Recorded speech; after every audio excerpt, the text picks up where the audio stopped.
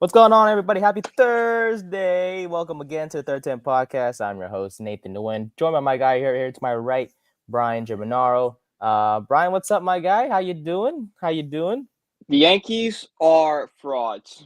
That's simple. Really? What's going on in MLB real Luis quick? Severino was right. The Yankees only have two good batters in their lineup. Everyone else sucks. And as you saw last night, the New York Mets kicked the crap out of the New York Yankees in this Subway Series with a dominating 12-3 win. The Yankees have some serious questions to ask themselves. And, I've been saying it for years. Aaron Boone sucks as manager. Brian Cashman sucks as GM. And Hal Steinbrenner sucks as an owner. So I think the Yankees got to look in the mirror, do a big shakeup, and start rebuilding. There we go. Yeah, I think to the past month and a half, They're the the Yankees second have. worst team in baseball, Yeah, 15 and 26. it seems like the Mets and Yankees kind of just switched bodies. They did. Yeah, I'm very much enjoying it. I know you are. But yeah, look, I know the Mets are doing pretty well right now. I think they're 8, 10 games back of the Phillies in the division, but right now they are in the Yeah, wild card hunt, it's which the is wild card spot. We're focused on the wild card. Like division would be nice, but let's keep our goals semi-realistic. We are in the second wild card spot. We're 2 games behind Atlanta with a 4-game series against them this weekend. Let's go beat up on Atlanta and get that first wild card spot. there we go. Well, regardless, we got a fun episode for you guys lined up today. We'll probably talk some baseball later on as well. But first off, we're going to discuss the fourth episode of Hard Knocks, wrapped up or released on Tuesday, and I watched it Tuesday. I'm sure Brian did as well. So we'll talk about that and our takeaways from our beloved Giants, who got into more of the pre-draft process in the new episode. So we'll talk about that as well. Giants training camp kicked off yesterday in terms of the first practice of training camp. So the team took the field for 11 on 11. We saw Daniel Jones for the first time. A little rusty, and we'll also talk about today as training camp day 2 wrapped up just now as well. And yeah, we'll talk about the Madden 25 trailer that came out not too long ago. We'll do a little reaction video that will be exclusive on YouTube. So if you guys want that, make sure to watch the YouTube version because this will not be in the audio version of this podcast. And yeah, we'll do that. And then we'll talk about the top 100 players in the NFL. And then we'll some fun questions towards the end of the show, like we usually always do. Alrighty, first up, look, as the month of July comes to an end, which came and went pretty fast, I should say. Yeah. So was Hard Knocks, unfortunately. And look, episode 4 was outstanding, right? But it's kind of bittersweet because, like, I wish the days would go. I wish they had more episodes. Is probably the better way to say it, But we're stuck with 5 episodes for the whole month, and then they transitioned to the regular training camp version of Hard Knocks, which is the Chicago Bears. Yes, the Bears. Williams. Yeah, Yep. they'll be featured there. So I'll be watching that, obviously. But these are our Giants, so it's kind of sucks to say, like, dang, I kind of want to. We're all familiar with these players. Like we'll go to the Bears one and we'll like it. We'll fall in love with people. But like the Giants is different because like you feel like an expert. Like, oh, I know that guy. I know that guy. I know that guy. Now you're kind of seeing like behind the scenes of them. They're not just like this imaginary person you talk about all the time. It's this is a real person with a real family. Like we see with Joe Schoen having his son come in and trying to get Jane Daniels on the Giants. And it's like we get to see him from it's not just us Giants fans that we get to see him. Everyone in the world or in the country, for that matter, gets to see our guys, and it's like we don't usually get this type of attention, from a team perspective. So, of course, we have the games, right, where sometimes the Giants have some national TV games this upcoming season. But in terms of like getting an in-depth look into the front office, into management, this doesn't come, regularly. So what I'm trying to say is I'm kind of sad that it's ending, but yeah, I just noticed your little headline as Lindor for MVP. I promise we'll get back to that. I promise. Yeah. But let's start with you, man. What did you take away from episode 4? Any interesting facts? I'm sure there were, but what do you got for me? Yeah, I mean, I think the most interesting part of this episode was all the different avenues that Joe Schoen had open. Like We had a deal in place with the Chicago Bears to move back to 9. We had a deal with the Cardinals to go up to 4. We had a deal with the Chargers to go up to 5. So we had all these different options that we didn't really hear about. And Joe Schoen's like, okay, if this happens, then we're going if Malik Neighbors and Harrison are gone, we're trading back to 9. If Drake May is there at 4, we're going up to 4. Stuff like that. Stuff that you probably happens to every single team in the league, and we just don't hear about. So really cool seeing that there are trades in place long before the draft come that never come to fruition because of the way it plays out. Yeah, I know Chicago. That was you said Chicago, right? Am I mistaken? No, you said Yeah, it was. yeah. We would have gone back to 9 and gotten a 3rd and a 4th for them too for There we the go. 6th, and I think we would send them like a 5th. Yeah, and because that was a great point because I wanted to mention how as a general manager of the NFL that Shane is, we as fans kind of struggle to understand how kind of stressful it is because you have to consider all the scenarios, and it's not just Shane, it's all the other 31 GMs, right? That have Mm-hmm. to think about different scenarios. Even the number one team, with or the best team in the NFL, right? If they have a first round pick, they still have to think about what they want to do with their pick. Yeah. Even the Chicago What Bears need with the what need do we need to fill? Like, do we have to go up and get one of them? Like, can we trade back and just go on 2nd-round picks and get more mid-round guys? It's all stuff that to deal about. Yeah, and especially look at the Chicago Bears, right? Even though they did have picks 1 and 9, of course, there's still teams trying to call up to number one. There's teams that caught up for their ninth overall pick too. So, you bring up, the Giants possibly trading back, which I said, as my last statement before the draft, whatever Joe Shane decided to do with the draft this year, I am okay with it. I'm glad he stayed at 6 to get Malik Neighbors, but Yes. that possibility of if Neighbors and obviously Marvin Harrison Jr., who went number 4 to the Arizona Cardinals, if they were both off the board by 6, that I would have thought they would have got Romo Dunze at 6 if that possibility went there, but looking They're going looking back at to it 9. exactly, because looking back at it, like you mentioned, Chicago wanted to jump up to 6 and to get a tackle, which would have been Joe Alt. 7, Tennessee would have still got Latham. 8, they thought that the Falcons were likely going to get an edge rusher. They did get Michael Penix at the end of the day, but regardless, they would have not have been a threat in terms of what the Giants wanted to do with the 9th pick if they were able to trade for that pick as well, or to execute that trade to trade back.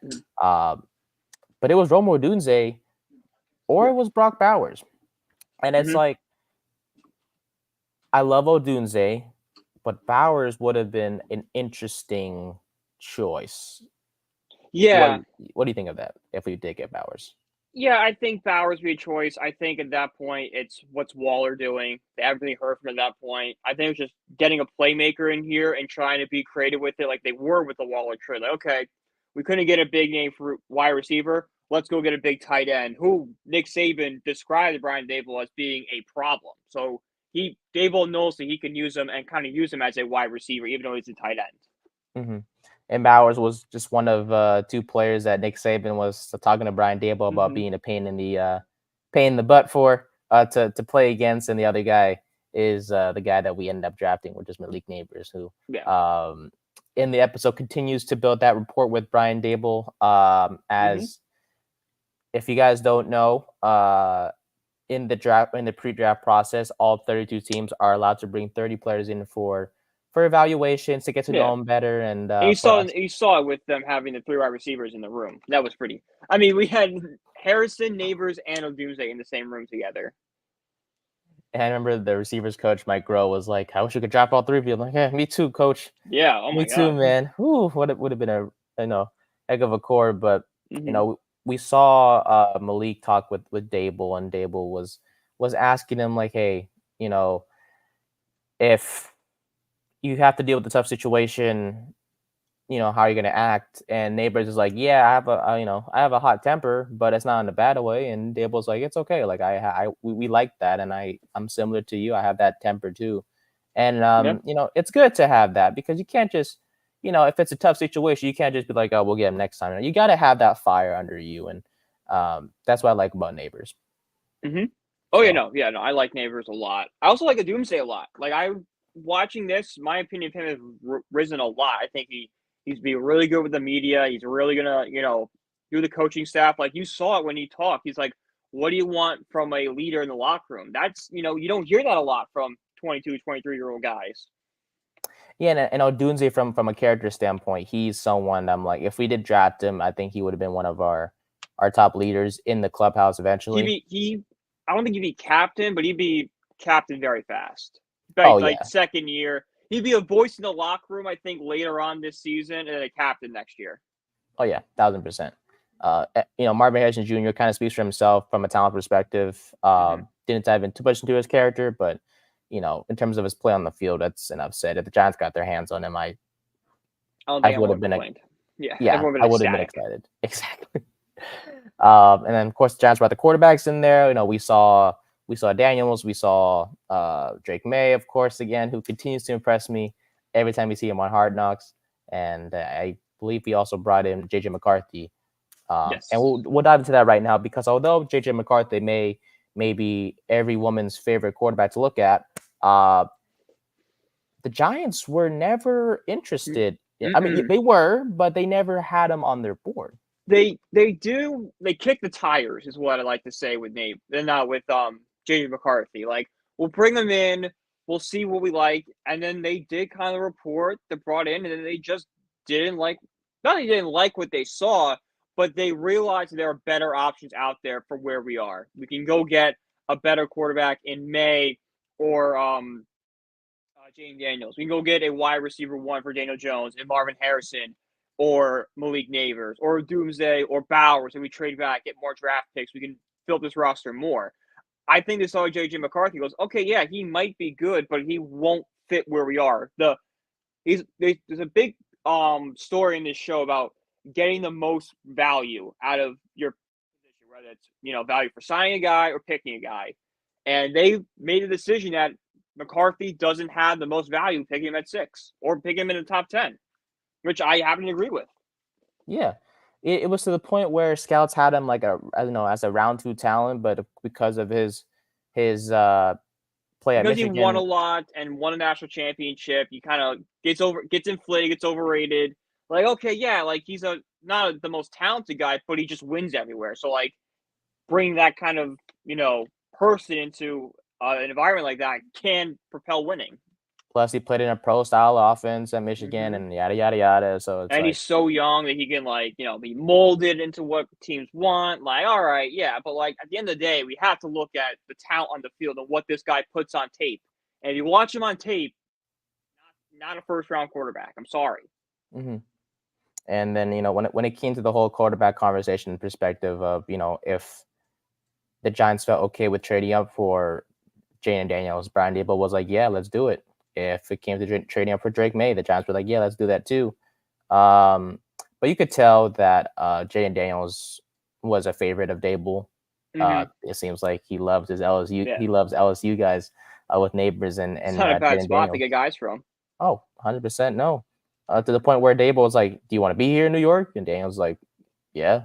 And he's like, "You got my place?" And he's like, "Yeah." I'm like, "Okay." Dang, he really liked Jaden Daniels, but Hmm. uh, I do want to touch real quick on the pro days because that those are pretty fun to the Yeah, that music was and a the nice little watching it. All of a sudden, touchdown Jesus appears on my screen. I'm like, oh, I was oh unaware of Notre Dame. Okay, cool. yeah, Alabama was on there, UCLA was on there, University of Washington with Michael Penix was on there, Tulane, and then Penn State because well, not a bad thing So because Theo Johnson was what we were there to see, but Saquon was there too. that was the story. That's why they put in the Penn State stuff because you saw the scouts talk to Saquon Barkley, like say, Saquon's like, oh, I'm so rooting for you guys, stuff like that. I think they're trying to, do a little damage control with how they portrayed Saquon Barkley so far in the show. Hmm. Yeah, and it is Like, what oh, it is. Saquon left, but he still loves the Giants, still wants them to do well. Like, oh, he's interested in who they're signing. Yeah, okay, that's all fake small talk that you do. He was having a conversation with Carmen Brasillo, our new Hmm. offensive line coach. So Yeah. It is what it is. I mean, we were there to see Theo Johnson. He was impressive, and then I do want to dive in. We'll get to Notre Dame because went to or Tim McDowell, the director of player development, went to go see Joe Alt, and he was talking with one of the members of the Notre Dame team, and they were talking about how Joe Alt was expected to go off the board early, which he ended up doing. Yeah, at 5. Thankfully, we went at 5, so we get neighbors. But I know you would have been happy ecstatic if we did get Joe Alt, but Yeah. it may not have been a need, but he is. I mean, like, if you want to protect Daniel Jones, he's the guy. Like, he has more. He's got, I think, 4 penalties his entire career at Notre Dame. Like, that's unheard of for an offensive lineman. So to bring that type of talent into New York, put him at the right tackle alongside Andrew Thomas. Yeah, I would have been really ecstatic with that, moving Neal to guard. Oh yeah, 1,000%. But yeah, other than that, I think last thing I want to touch up real quick, unless you have something else for me, is the quarterback conversation. I will say, despite the fact that we have kind of trashed on John Mara a little bit for his, his reactions and stuff like that, he was on board with the whole quarterback situation. He was speaking with Brandon Brown, our assistant GM. He spoke with Joe Schoen about trying to get a deal for a quarterback, and Mara was like, look, if we pull off a deal, I'm going to have palpitations. But, he understands. He was talking about how 20 years ago, the Giants pulled off that big trade that brought Eli to this team. And look what happened, 2 Super Bowls. Which is crazy. That's 20 years ago. I know. Time just goes by fast, dude. And yeah. we kind of forget about that we did make a big trade to land someone like that. And, the opportunity did present himself this year because we did have, the 6th overall pick this year. So, the Giants were in striking distance, but Joe Schoen knew as much as they wanted a QB, if it took a blockbuster trade, like I'm sure you remember, but there was a trade for that running back, Ricky Williams, back in the day. Yes, the Ricky Williams that was that big trade. Mike Ditka traded the entire draft class and then some for Ricky Williams. So if the Giants did something like that, that would have kind of ended things. But at the end of the day, it got Joe Schoen fired. Yeah, and it would have to have worked out. The quarterback worked out, but he would be fired. Exactly, it would have had to work out, but unfortunately, that's like your job's in the hot seat. You just throw a Hail Mary and just hope you catch lightning in the bottle. Oh yeah. So he couldn't get a deal done with the Patriots. Yeah, Patriots are pretty quick with that. Like, he called them, I think, and we don't know how many phone calls they had. They have a deal in place. But no, he called them once, and they're like, no, it's going to take like a haul to move from 3. We want to stay here at 3. So, like, it didn't portray itself as the bidding war that the rumors played it out to be. Mm-hmm. Well, other than that, yeah, deal couldn't get done, as we all know.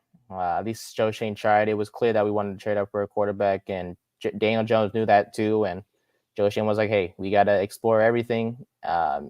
You've dealt with injuries the past couple of years, and we gotta do what's best for the organization. If we don't get one, we're gonna try to build for you or help you get weapons for you. If not, it is what it is."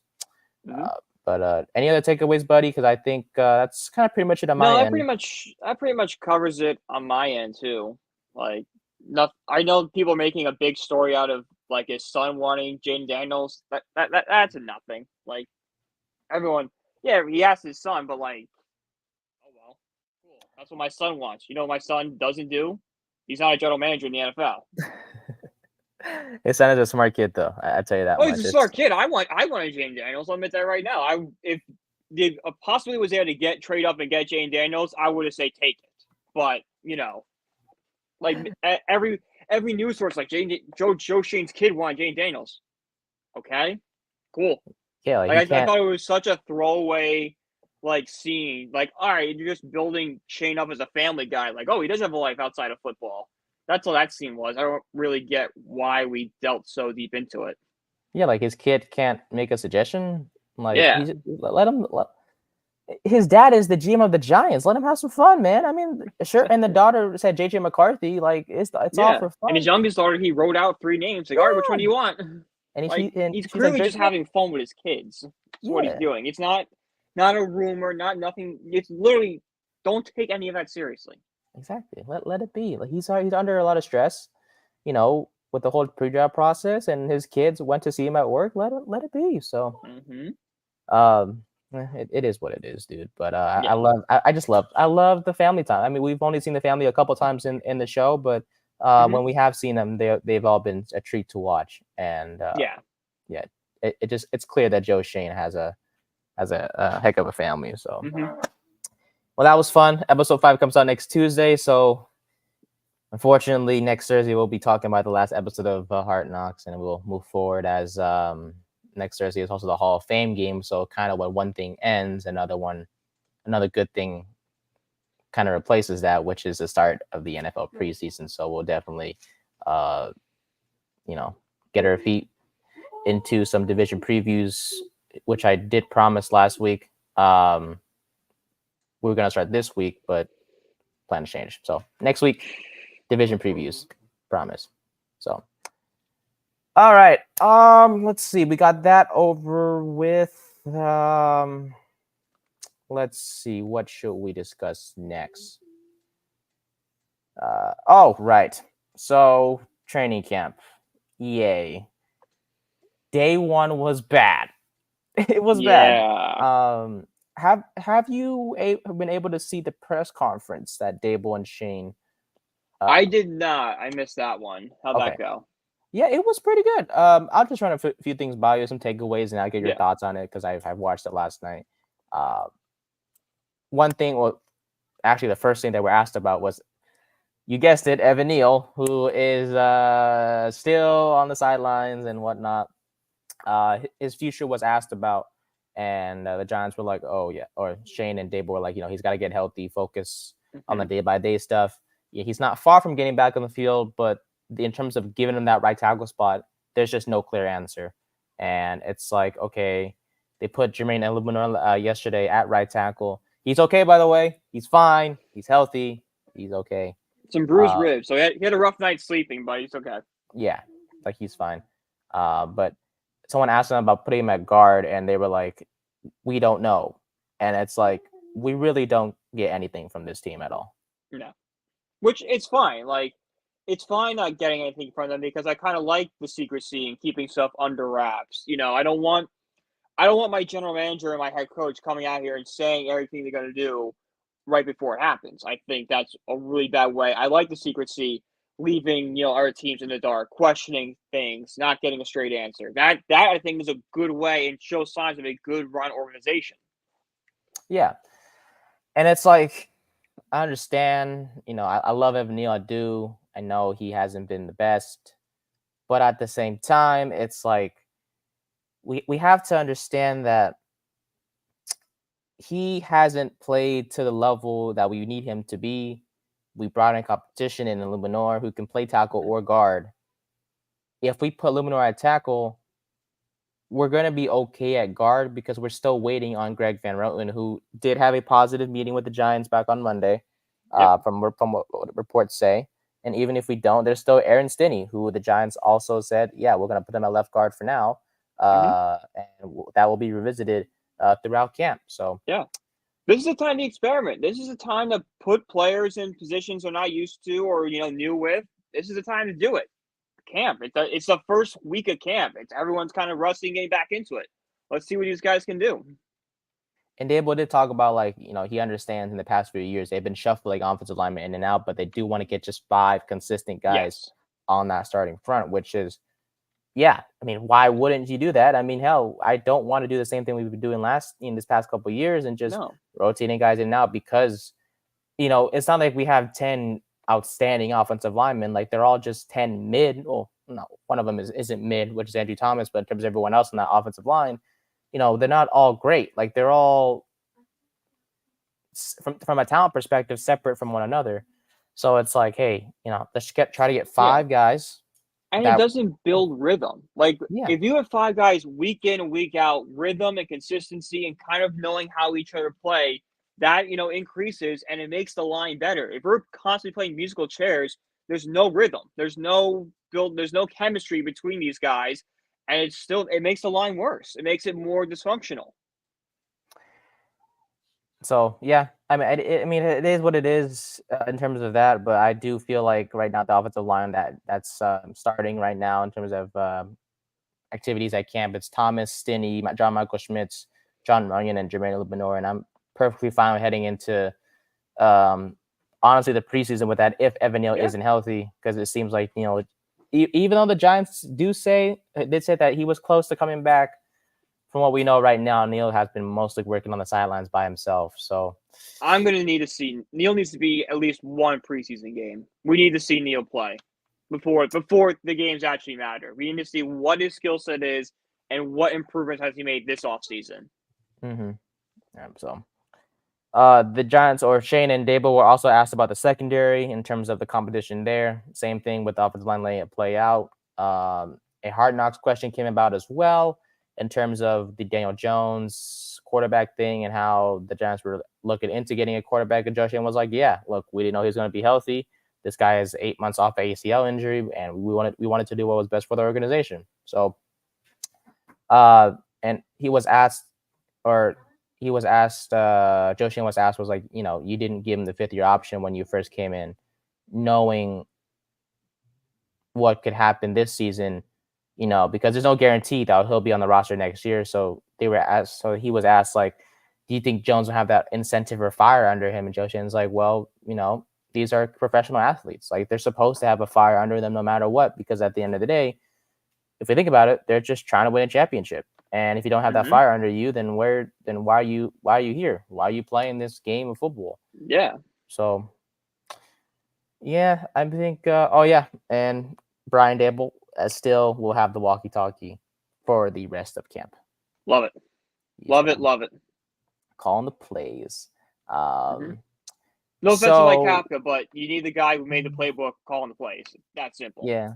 I love Kafka. I mean, I don't mind Kafka, but I do prefer Dable calling the plays. Yeah, you can't judge anything on Kafka because it's not his playbook. He's basically just a puppet for Dable right now. Like, it's not. There's nothing you can do to judge him or his work. If we fire Kafka, Jones is still going to use the same offensive system because it's Dable. He's just going to bring in another puppet to call it for him. Mm-hmm. Yeah. So I will say one last thing that kind of stood out for me was the free agency stuff in terms of the Brian Burns situation, because Joe Schoen was asked about that.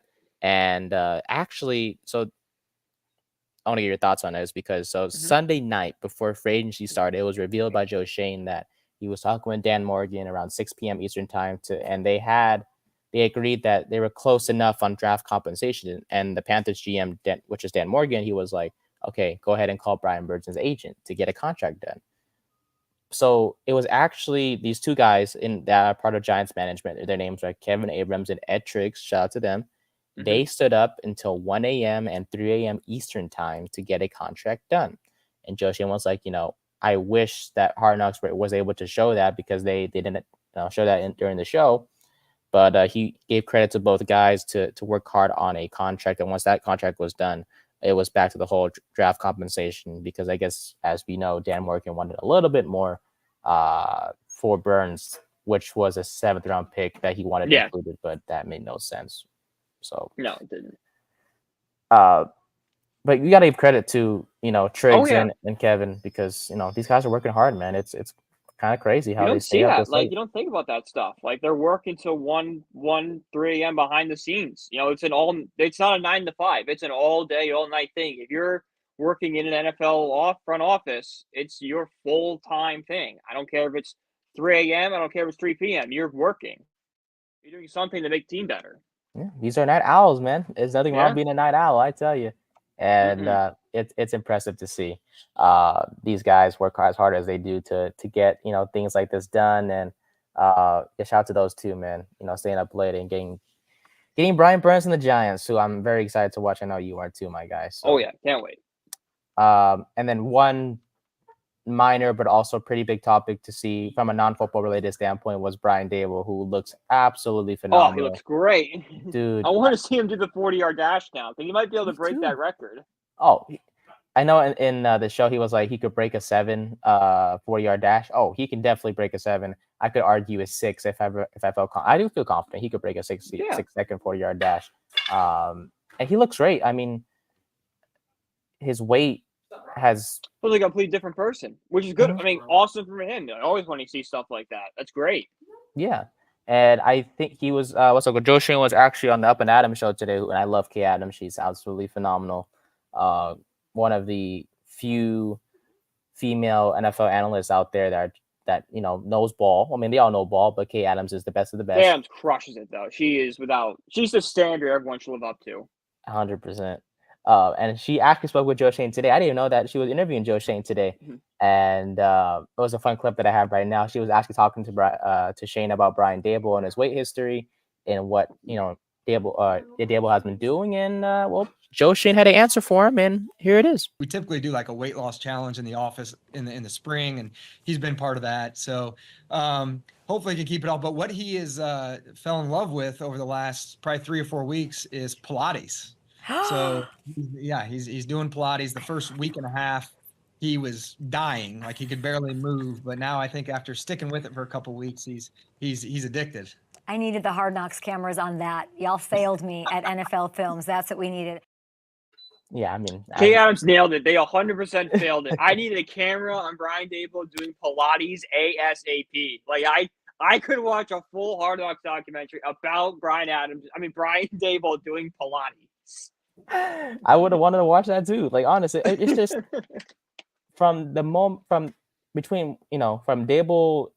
coming to the Giants the way he looked like to where he is right now, definitely just two different people. He looks great, dude. And I know he does. He talked about in the press conference yesterday about how like when he was in Cleveland, he lost like 120 pounds. He didn't lose that much this time around, but because his weight tends to go up and down from what he was talking about with us. But yeah, regardless, he looks different. He looks fit. There was pictures, as you guys see in the thumbnail, for today's show. He was, dapping up Malik Neighbors, but you could tell like this guy, whether it's Ozempic or his diet, the Pilates.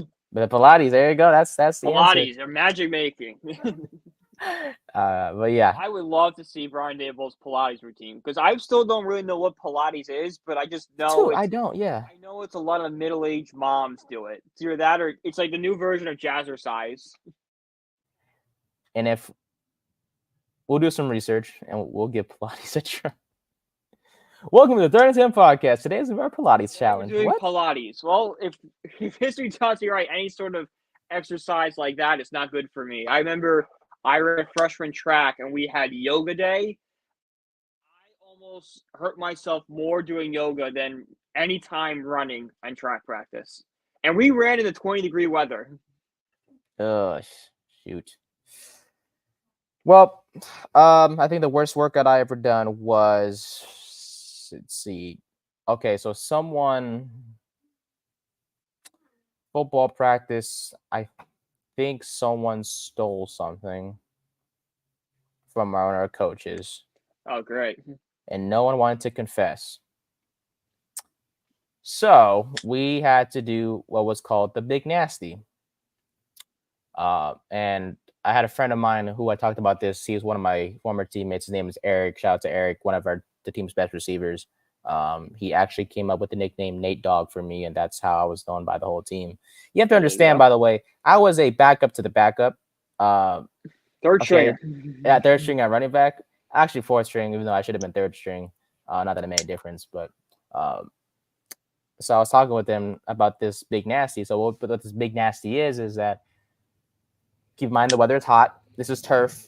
So the Big Nasty consists of a few workouts. One of them is bear crawls. Okay, so no gloves, hand on the turf, bear crawling. I would say all 100 yards. So there and back, and then bear roll. So you're rolling 100 yards and then rolling all the way back. Those are a couple workouts. I forget what the other ones were, but just the fact that football workouts are tough. They are. Hands in the turf and you're just. It's already hard, and then they put pads on you. Oh yeah, we did have. No, did we have pads? Yes, we did have pads on. Oh, that just made it even worse because Yeah, no, But that's pretty bad. That's yeah, pretty bad. Mine was so just yelling at the yoga instructor, like, "Yeah, go back more, Mike. If it goes back anymore, lady, it's gonna snap." I would probably choose Pilates if I had to do a Yeah. workout. So hmm we're going through stuff. I would say when it comes to going to the gym itself, I think my favorite workout is definitely I like biceps and triceps. I like working on those. And I'm not the buffest dude, as you guys can sort hmm of see, but uh, arms are the best for me. I like working arms. We don't, yeah, us guys we don't work legs as much, but we do. But I don't do the squat rack. I do the leg press machine. Right. Yeah. Yeah. I don't. I don't work out that much anymore. I used to work out when I worked in the fish market. I would have to work out because my back hurt me so bad. It was the only way to like reduce my back pain. But since I stopped working there, I've kind of fallen out of it. And with our busy schedules, it's hard to go to the gym, but we'll get back to it. Yeah, We'll get back exactly. to the working out and stuff like that. hmm Quick clip I want to show you real quick from the Up and Adam show. Joe Schoen wants to ask about the Saquon Barkley situation. If there's any regrets towards that, I'm gonna show that clip real quick, and then we'll dive into the YouTube exclusive Madden 25 reaction video. So me and you, we're gonna react to the new trailer of the new Madden game, which is coming out next month. But before we do that, quick thoughts on this quick clip from the Up and Adam show with Joe Schoen talking about the Saquon Barkley situation. Here we go. When you're watching it play back and you're watching that episode 4 days before it airs, and you think about it, would you have done anything differently? No, I wouldn't have. And you say when you watch it, it's funny because when I do, sometimes my emotions go right back there. When I'm stressed on the camera, that stress comes back to me. I'm like, I remember that moment. But no, I think both parties tried. Again, this started back in November of 22. So, people forget that, we did go to him before anybody else. That was my first contract extension and first player that we approached from the Giants for a contract extension back in 22. And unfortunately, we were never able to get anything done. And, we wish Saquon nothing but the best. See, so for those of you Exactly. yeah, you see that we didn't disrespect anybody. Okay, No. that was our guy, and we wanted to bring him back, but he didn't want to, so it's his fault. But for those that just cleared things up. Joe Schoen is Yeah. online. Yeah, it just confirms everything we've been saying. Like Saquon Barkley never offer a contract extension. Well, he was, but like it happened last offseason, not this offseason. Yeah, I mean, there's really not much else to say. It's just we tried with Saquon 4 times, I think, last year in 2022. 4 times, and then we were willing to match an offer. I go as high as $12.5 million a year. Like that's what I think our final number was. Yeah. I don't think it's disrespectful at all. Yeah. So, well, I just want to show that. But yeah, Saquon, thanks for whatever you did for us. Sure, you're a Philly now. So, Boo. yeah. But all right. So, for those of you listening to the podcast version, audio version, we're gonna cut things off here. But in terms of doesn't mean the episode's over for those of you listening on Spotify or Apple Podcasts or wherever you get your podcast. We will dive into the random fun questions that we have at the end of the show. Plus, we'll talk about the top 100 players again in the NFL. Players 80 through 61 were revealed yesterday, so we'll dive into that. So, but for the audio version, we're going to cut this off here, and then you'll hear a little pause, and then you'll hear the topics that we'll have later. But for those of you on YouTube, that was so hard to explain for some reason. I have no clue what I was saying right there, because we usually don't do this, Brian.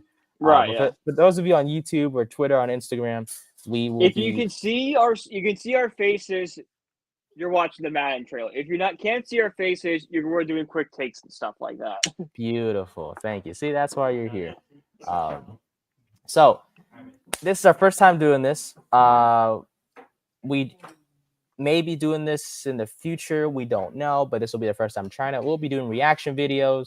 The first of them being the Madden 25 trailer. So let me ask you, Brian, are you a big Madden guy? Have you always been a big Madden guy? I was back in high school. I was a huge Madden kid. Okay. I've fallen off of it since college started. I kind of fell in video games for a while at college. I just recently got back into them with NCAA coming out and like playing multiverses and stuff like that. But no, in high school I played Madden every single day. Okay. Yeah, I know growing up, I never always had the latest version of Madden. But in terms of, let's say 2021, 2022, I got my hands on a PS4 for the first time because I always been playing with a PS3. So I was a bit behind everyone else, but I was able to experience next gen consoles for the first time. And then Madden 21 was my first next gen game. Fell in love, continued to get 22, 23, and then 24, and then. Well, we'll give our thoughts on 25 in just a bit. I want to say I stopped around Madden 22. Is what I want to say. I think Brady and Mahomes was the last cover I had. I continue to get Madden every year because I give them the benefit of the doubt. I believe that things will get better eventually, but what's it is the reskin of college football? You know, the running gag around college football by hardcore Madden guys, like, it's just a Madden reskin. We're not getting it. Well, you better hope that Madden is a college football reskin because that means the game's better. The only thing that's preventing me from going ahead and getting Madden right away is the fact that NCAA has been doing so well. So it's like, that's why I'm not getting Madden. It's like I'm just gonna play NCAA. Madden's messed me up so many times. I'm not gonna waste my money on it. I'm just gonna keep playing this. Yeah. But then again, maybe this trailer will surprise us. Maybe. Yeah. I didn't really get a good look at it, so this is kind of our first time watching it. But for those of you watching along with this, feel free to drop your opinions and comments and whatnot in the comment section. So without further ado, this is a 6-minute trailer. Let's get it rolling, and we'll stop it here and there, Brian, to give our reactions. But let's do it. Greg Olson here, and welcome to the Madden NFL 25 Gameplay Deep Dive. Today, we're talking about Boom Tech, which integrates real-world physics into the Field Sense system, revolutionizing one-on-one tackling to give players ultimate control on the field. Physics-based gameplay in Madden 25 delivers an all-new tackling system, improved ball carrier balance logic, and a reloaded timing-based hit stick, delivering increased gameplay variety and authentic physical outcomes. You're muted. If that happens to me, I'm throwing my controller. I'm sorry. Yeah, I was gonna say. No. By the way, Boom Tech, like, we couldn't come up with a better name. Like, Boom Tech sounds like a preschooler came up with that. Like, all right, you put a word in front of the word tech. They're trying to get creative, man. It's ridiculous. Oh yeah, if that happens to me, I'm throwing it. But I mean, it's understandable. I mean, it's so realistic. When you get hit really hard, you lose the ball and it pops up in the air. But I guess not that bad of a start. I guess. No. Yeah, we like it. All right, here we go. A physics-driven tackle in Madden 25 consists of 3 unique stages: pre-impact, impact, and post-impact. That's right. Michael Parsons, you hit that guy. You dang right. Yes, sir. Dang. You hit Saquon with that. All right. Anyways. Yeah, by a truck. Look at his As face. a result, no idea what happened. Of the physics behind each one-on-one tackle, the same tackle start animation can produce countless results based on the factors like the combined momentum of the players, the angle of impact, weight, speed, strength, and player ratings. As the defender initiates a hit, you'll see the ball carrier anticipate the incoming defender and brace for contact. Here, the player still has complete control to change direction or perform a skill move like a juke, truck, or stiff arm, which affects the point of impact and resulting action. Upon impact, the system considers various factors like timing, momentum, weight, speed, strength, and player ratings to determine the power and direction of the tackle. A smaller defender, like a deep.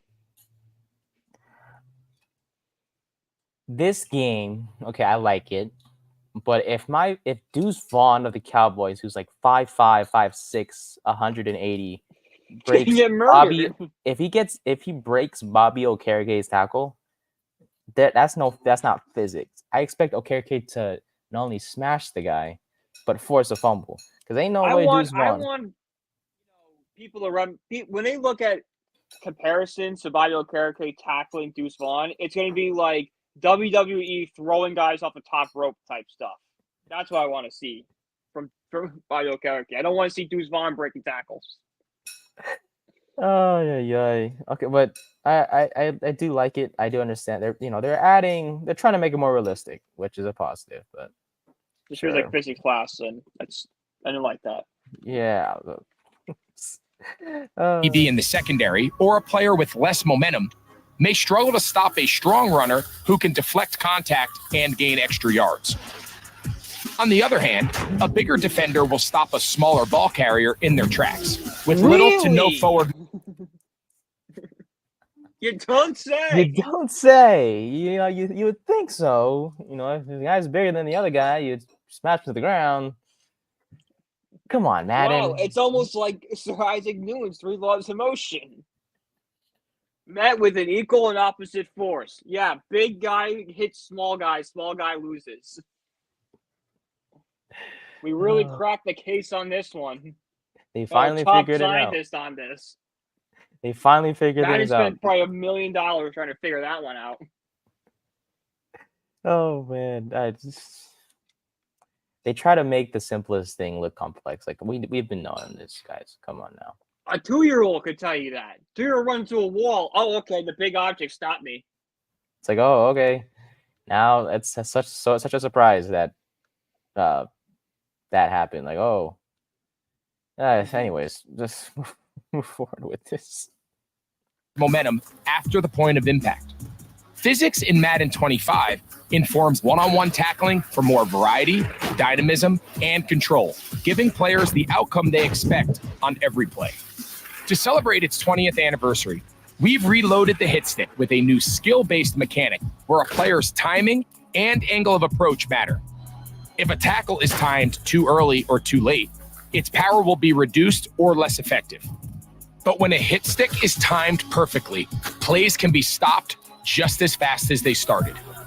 New on-screen feedback provides info on hit timing, while UI and sound effects make a perfect hit stick feel that much more satisfying.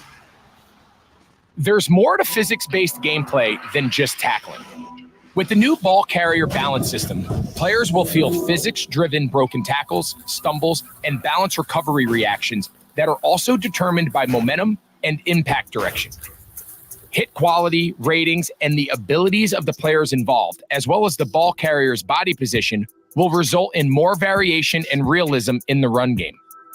All ball carrier and tackling abilities have been modified to work together with the new physics system, and in some cases, new abilities have been created. For more on abilities, check out the Gridiron Notes blog. Okay. Does Abilities. Greg Olson get paid to say the word physics as much as possible? Like, does he get a raise every time he says physics? Because he says it so many times, and half the time it's just been an unnecessary add-on. It's like physics this. Physics this. Okay, we get it. We get it. You guys worked on the physics. Cool. Stop saying physics. When the carrier bounces on the defender, it's physics driven. The timing is physics. Like, forget it. I understand it. Football, it's all motion. Physics is motion. Anyone that went to high school knows that. I will say the abilities they have been a bit broken in Madden. It's like, for example, you have Christian McCaffrey, who has the most OP X Factor. People are gonna spam him, and it's not even fun. Like, I know NCAA has abilities as well, but from what we've played with, what we've seen from our experience, they're not as broken compared to what Madden is, from an ability standpoint. It's college football. It's not the pro game. There's going to be more big plays and bad tackling, bad defense. Like, you gotta expect that. That's true. That's true. Alrighty. In the NFL, blocking at the line is a strategic chess match, and updates to pass blocking provide more control to adjust schemes. In Madden 25, players can choose between 8 pass blocking adjustments before the snap. For the first time ever, visual cues will highlight each offensive lineman's specific target play. There we go. I like that. I like that a lot. Why has that not been a game earlier? It took them long enough. First time that's such a simple detail to throw in there. I can finally avoid sacks for the first time. Good feature. I can line up the pass coverage to do its job. Football. Good feature though. I like it. It should have been earlier. That's why I'm making fun of it. It should have been like Madden 13. It took maybe the technology. No, there's no excuse. It took them that long to add it in. You could do pass routes and see what the coverage is. Like, it's the same technology. Some big brain came up with it. Well, it's about time. Good idea. Yeah. As well as how this will change based on the blocking scheme. Defenders not accounted for will be marked with the hot defender icon. So players can decide who to block and who to strategically throw hot off of. New pocket building logic, along with hundreds of new blocking animations, naturally boosts engaged pressure to form the pocket more authentically, so quarterbacks can step up to make clutch throws when the protection is right. Madden 25 introduces brand new catching mechanics and animations that deliver more control at the catch point, more catching variety, and the ability to combine catch types together. Pull off amazing... No. Physics. No. That is physically impossible. No. Who's number one? No. Hold on. Buffalo Bills depth chart. Samuel, Keon Coleman. No way it's Samuel, Coleman. I'm actually done with this trailer. I feel like it's Curtis. Turn this off. It's Curtis. No. Curtis Samuel is not making that catch. This ain't physics, my boy.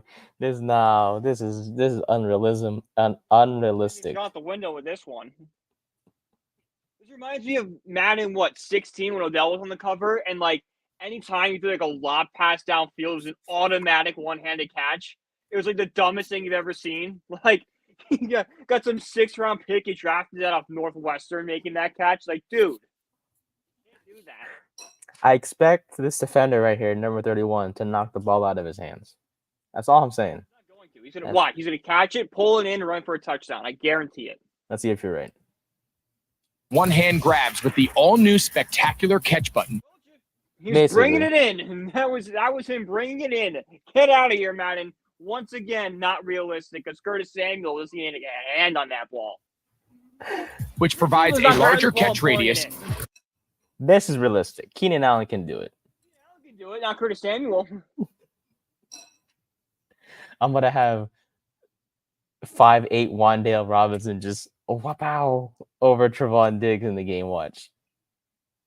And I'll be like, I don't care. He caught it. Who cares about unrealism or having it be unrealistic?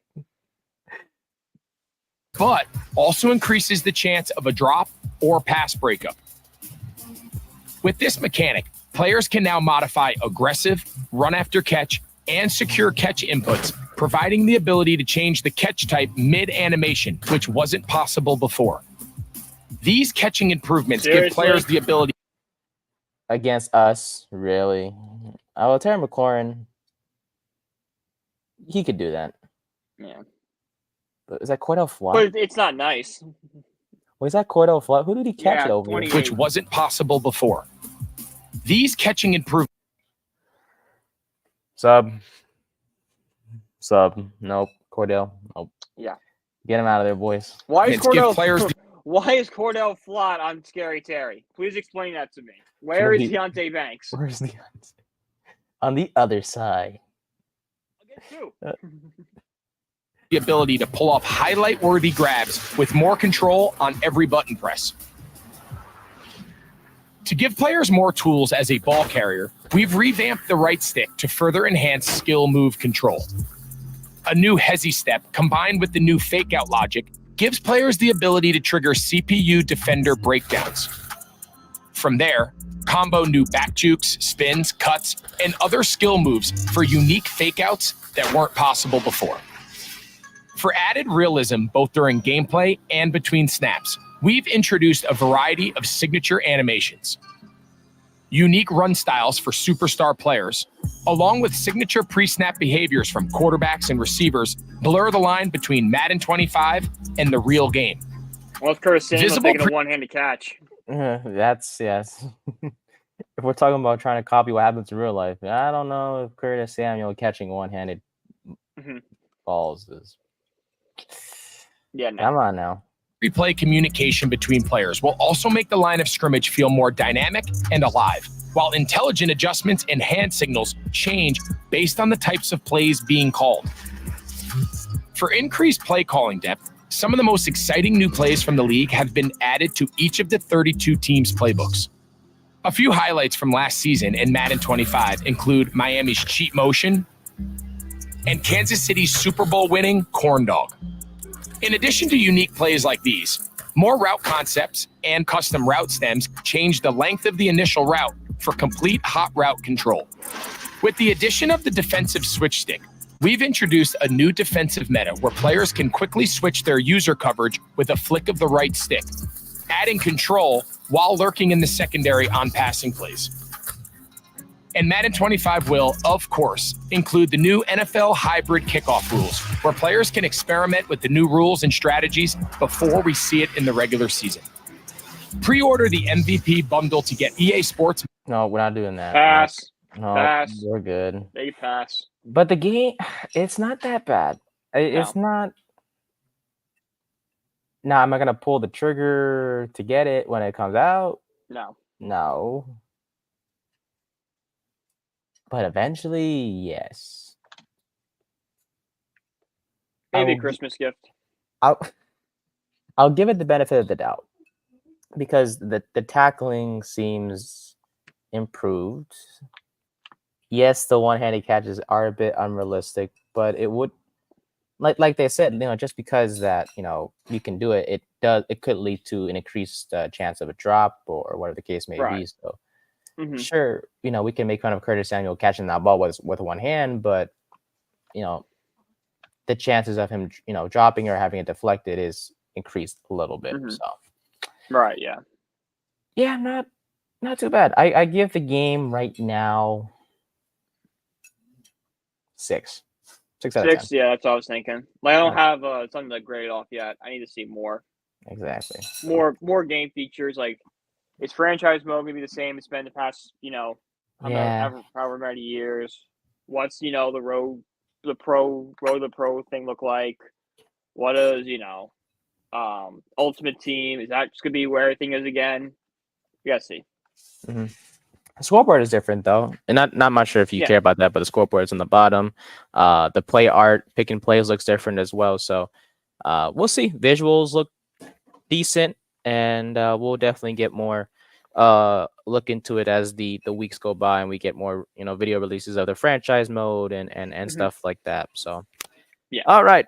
Well, we can finally dive into our quick takes or fun topics of the day before we wrap things up for this episode. So first off, from a little bit more football, actually, players 80 through 61 of the top 100 players were released yesterday.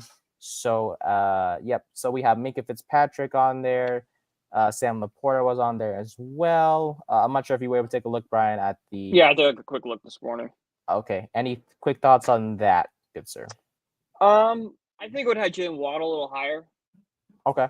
63. I think he's a major part. He's overshadowed by Tyreek Hill. I'm not saying it's a big jump, but I probably would have had him in the top 50. Yeah. I think that's fair. Kyron Williams was on there, which is not a surprise. He played pretty well last year in terms. He was a pretty good touchdown machine, actually. He was the first Rams running back to pass over 1,000 yards, since Gurley did it for the Rams in 2018. Justin Herbert did fall off a lot. He was 43rd last year in the top 100. He dropped to 75. So kind of a big drop off there by Justin Herbert. Let's see who else kind of. Omari Cooper made his first appearance compared to last year. Daniel Hunter as well. Brendan Ayuk had an outstanding season for the 49ers. And he was on the top 100 list as well. And Jalen Waddle was he was 40 in the 40s last year, and he dropped 69. to 63. Oh, 63. Oh, yeah, 63. No, 63. Cooper Kupp 69. There you go. Yeah, but Waddle definitely a deep ball threat in this league. Yeah. He's still 25 years old, and he's 3 straight 1,000-yard seasons. Yes, So 3 straight 1,000-yard seasons. very With Tyreek impressive. Hill with him, like that's crazy. Tua's lucky, man. He Yeah. has some solid weapons out there in Miami. So, Mhm. any surprises? Nothing too crazy. And you No, mentioned nothing too crazy. It's pretty standard. Pretty much what I expected it to be. yeah, and you mentioned Cooper Cup kind of did fall off a little bit. He was 47 last year. Yeah, but that's injuries with Cup and stuff like that. That's what we're seeing. That's why he's falling so much. And then Herbert had an injury too, so he kind of Yeah. fell off a little bit. But Mhm. yeah, as you can see at the bottom of your screen, those are the top players from 100 to 61. We'll leave it on the screen for you folks as we dive into our summer fun questions. I know we talked about music, Brian, a little bit in a previous episode, well, a couple episodes ago. So, but I gotta know. All right, so we talked about baseball at the beginning of the show. Talked about your Mhm. Mets. All right, say you play for the Mets, my guy. You know, you're batting. I don't know. Well, actually, what would you play? Like, what's your position in baseball? What would you play? Center field. Center field. Okay, Yeah. got it. So I'll say you're a fast guy. All right, Mhm. you're batting leadoff, right? Heading to the Yeah. plate. What is your walk-up song? What's your favorite song that you're gonna walk up to the plate? What's it gonna I've be? thought about this a lot, and it's the Imperial March, Darth Vader theme song. You know how cool that would be with the Darth Vader theme song walking up to the plate? Like, come on, that would get the crowd going. I will look. Is it the one that goes like dun, dun, dun, dun, dun? Is it that one? Yeah, that one. Okay, I was like, I'm pretty sure that's the one. Mhm. I think that's a beehive. I could see It it. would be. They could like make it'd be a great marketing thing. Like, it'd be awesome. I will say MLB players are pretty creative with their walk-up song. Shohei Yeah. Ohtani is the one where it's like the show goes on by Lupe Fiasco. And it's like, all right, and the show goes on. That was creative because it's Shohei Ohtani. Yeah. Bryson Stott has the Ayo okay. That's the Mhm. other song that he has as his walk-up song. I think for me personally, I have a few songs. I wouldn't. If I had to choose a humor song, I'd probably choose the Family Guy. So lucky it's a Family Guy. Oh yeah, because I'm that'd be definitely- hyped. But if I had to just choose the song itself, I would probably go with this one song has been in my playlist recently. It's called Magic Johnson by his name is Ian. That's the artist name. All right. Pretty catchy song. But if I had that's if I had to choose like a regular song. If I choose like a fun song, I'd go like you did with the Star Wars theme. I'd probably like a Family Guy theme or just something fun to get the crowd like interested. So I just wanted to know. Definitely a fun topic for sure. But here more importantly, I know we're smart and we're safe people. As the phone goes off in the background there. So all right, I gotta know, Brian. If you Oh boy, I can't wait for this. I don't know if he's laughing at the question or the phone. if it's the question, if you were kidnapped, Okay. hypothetically, and you had to send one message, underlying message, because you can't just say I'm kidnapped, help me. You got to send a underlying message to signal to everyone that you're in trouble. What is that message going to be? The Philadelphia Eagles are going to win the Super Bowl next year. Mark my words. Oh, They get Steel Team 6 after you at that point. Like, oh If I- crap. We got like a hostage situation going on. if I got that text from you, I'm calling 911 immediately. I'm like, okay, what's your emergency? Yeah, my friend's kidnapped. How do you know? He sent me a text. What does it say? The Eagles win the Super Bowl, and this is relevant This is for emergencies only, kid. Hang up. No.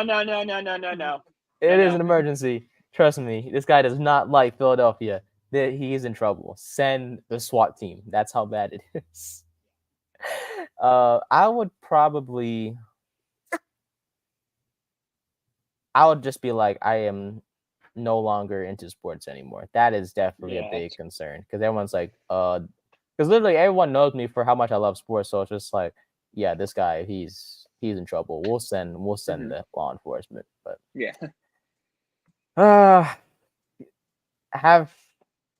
It is scary though. Seriously, the whole kidnapping stuff. I will say that. Oh, yeah. But it is. It really is. But hey, one call, one text to let the world know. That's what we're saying. Mm-hmm. It is. And then I was talking with a friend yesterday, or what's it called? There's one question I was gonna ask. Now lost it. Never mind. Well, it is what it is. Yeah, I lost my train of thought. So, well, that is kind of it. I don't think we have anything else. Do you have anything else to discuss, buddy, about any chance, or is that No, we pretty much covered everything. kind of it? But all right. So to wrap things up, next week we'll start our division previews. We will start with, I want to say, the NFC East for last because that's our team. Yeah. We'll Go to the AFC go East. AFC East. All right. AFC East, we'll discuss them first next week. I think we'll aim for Tuesday. Well, what's Tuesday? Tuesday is, yeah.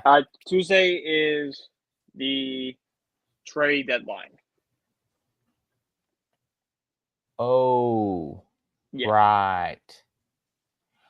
Oh, shoot. Mhm. Okay, got it. So the trade deadline show is next Tuesday. Yes. The Tuesday coming up is the 30th. What time did we say that one's going to be? 7. We'll get back to you on. I'll talk to you about that off air. Yeah. Because there might be something scheduling conflict. So yeah. Basically, regardless what happens, trade deadline show next week. We will try to squeeze in the AFC East on one of those days, either Tuesday or Thursday, depending on how things go. But other than that, that's kind of it for this episode of 3rd and 10 podcast. We appreciate you guys stopping by for episode 7. And look, we're almost into August, and that means more football talk to come, more fun stuff to talk about as well. And we did our first reaction video, which we'll release separately on YouTube, and we'll go from there. So appreciate y'all stopping by. Thank you so much, as always, for watching and listening to the 3rd and 10 podcast. We'll see you guys in the next one. Have a great one, boys. Thank you very much.